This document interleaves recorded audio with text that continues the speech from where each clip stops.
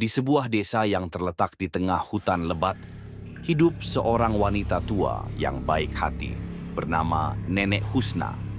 Ia adalah sosok yang dihormati dan dicintai oleh penduduk desa. Sejak kematian putrinya, Via menjadi satu-satunya cahaya hidupnya. Namun, hidup Via tak berakhir seperti yang diharapkan Nenek Husna.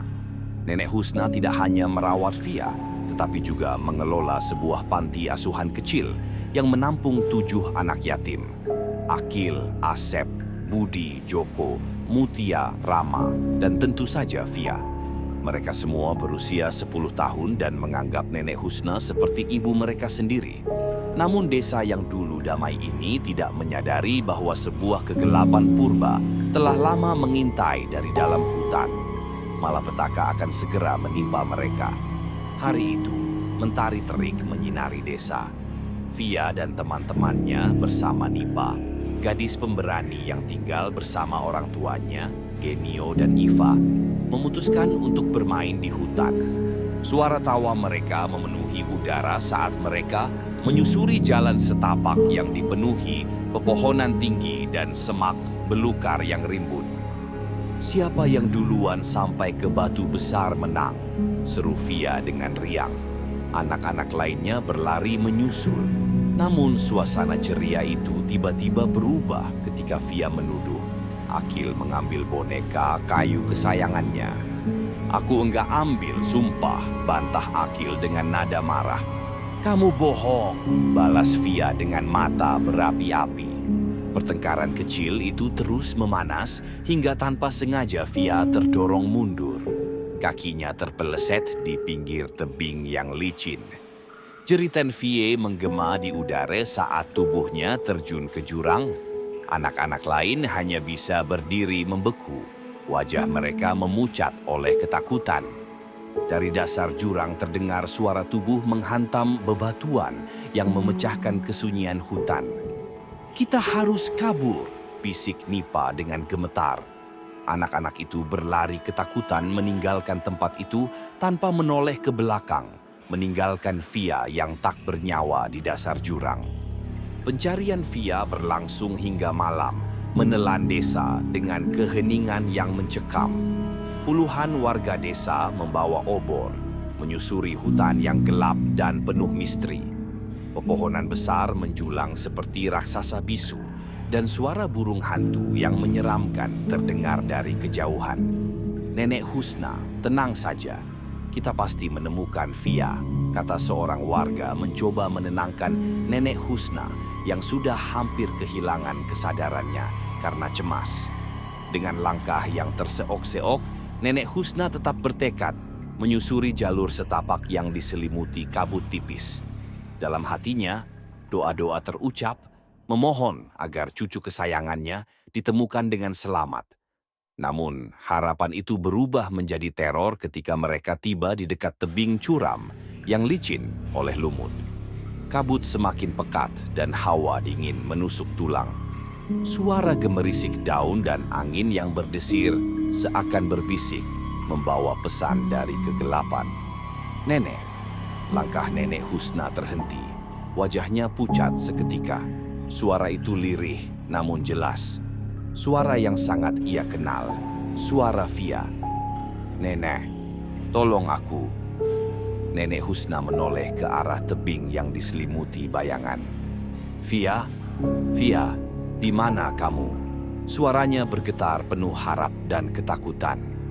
Angin malam mendadak berhenti. Keheningan mencekam menyelimuti hutan. Obor yang dipegang warga bergetar oleh angin tak kasat mata. Mereka saling berpandangan, merasakan ada sesuatu yang tidak wajar.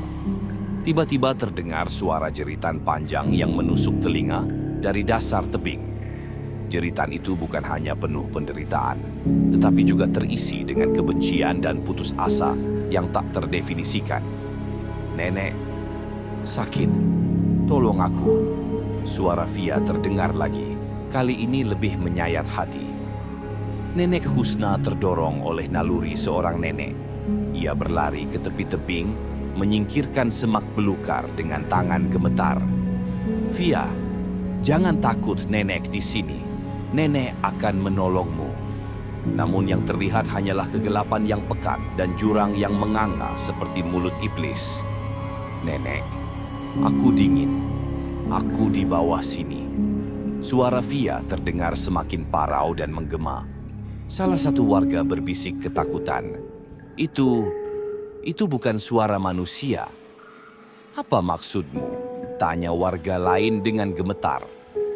Itu suara yang dibawa angin dari dunia lain. Tetapi Nenek Husna tidak peduli. Ia berteriak histeris. Aku akan menjemputmu, Via. Namun langkahnya dihentikan oleh warga yang memegangi lengannya. Tidak, Nenek Husna. Ini berbahaya. Malam semakin dingin dan sunyi. Tiba-tiba dari bawah jurang terdengar suara tawa pelan yang memekakan telinga. Tawa itu bukan milik Via, tetapi sesuatu yang lebih mengerikan, dalam dan penuh kepuasan sadis.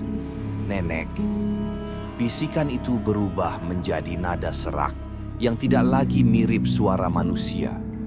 Mereka semua salah. Mereka membunuhku. Nenek Husna terdiam, matanya membelalak. Siapa yang membunuhmu? Siapa? Tanyanya dengan suara serak. Teman-temanku, jawab suara itu dingin.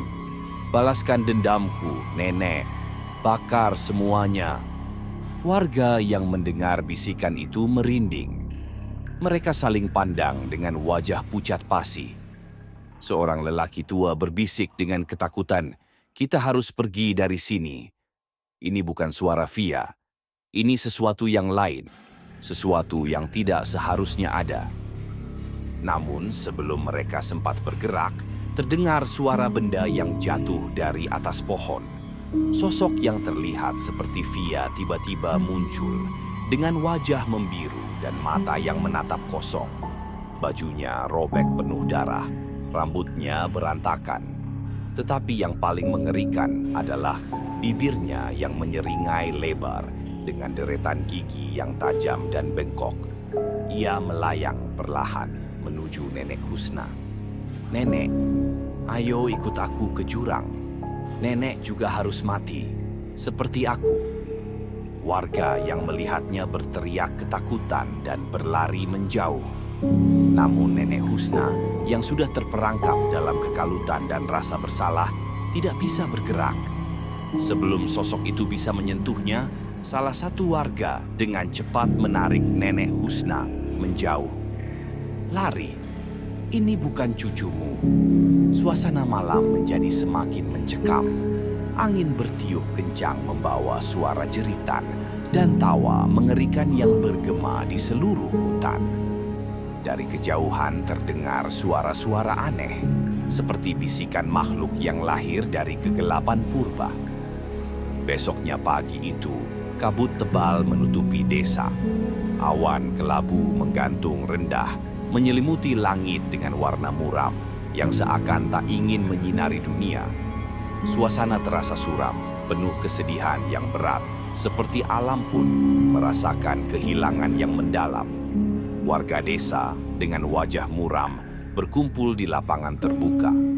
Mereka telah mencari Via sepanjang malam, mengikuti jejak-jejak yang terbawa angin dan suara gemerisik daun di hutan. Namun, tak ada satupun yang berhasil menemukannya. Hanya ada ketegangan yang mencekam, seakan alam itu sendiri menahan napas. Di tengah ketidakpastian itu, seorang pemuda yang lelah dan ketakutan muncul dari hutan. Tubuhnya penuh keringat dan debu. "Kami menemukannya," katanya dengan suara yang gemetar. Seperti petir yang menyambar, berita itu menyebar cepat ke seluruh desa. Semua mata kini tertuju pada jurang di tepi hutan. Nenek Husna dengan langkah tertatih-tatih berjalan menuju tempat yang disebutkan pemuda itu. Langkahnya begitu berat, seakan setiap langkah membawanya lebih dalam ke dalam kegelapan yang tak bisa ia hindari. Ketika mereka sampai di tepi jurang, suasana semakin mencekam. Di bawah sana, di antara bebatuan yang tajam dan licin, tergeletak tubuh Via yang tak bernyawa. Wajahnya penuh luka mengerikan, Kulitnya memucat dan membiru, seolah-olah dia telah jatuh begitu lama, dibiarkan tergeletak dalam kedinginan yang menembus tulang. Matanya terbuka lebar, menatap kosong ke langit yang kelam, seolah mencari pertolongan yang tak pernah datang. Nenek Husna terduduk di tanah, tangannya gemetar saat ia memandang tubuh cucunya. Ia mendekat dengan hati yang hancur, memanggil nama Fia. Meski ia tahu jawabannya tidak akan datang. Air matanya jatuh, tapi tak ada lagi yang bisa ia lakukan. Dunia seakan runtuh di hadapannya. Fia, cucuku, apa yang terjadi padamu? Suara nenek itu pecah, penuh dengan kesedihan yang mendalam. Tangan-tangannya yang renta menggenggam tubuh Fia yang dingin, dan ia memeluknya erat, seolah tak ingin melepaskannya. Namun, yang ia peluk hanya tubuh yang telah tak bernyawa. Tubuh yang kini hanyalah sebuah kenangan yang tersisa. Maafkan nenek, Fia. Maafkan nenek. Tangisnya semakin keras, menjeritkan rasa kehilangan yang tak tertahankan.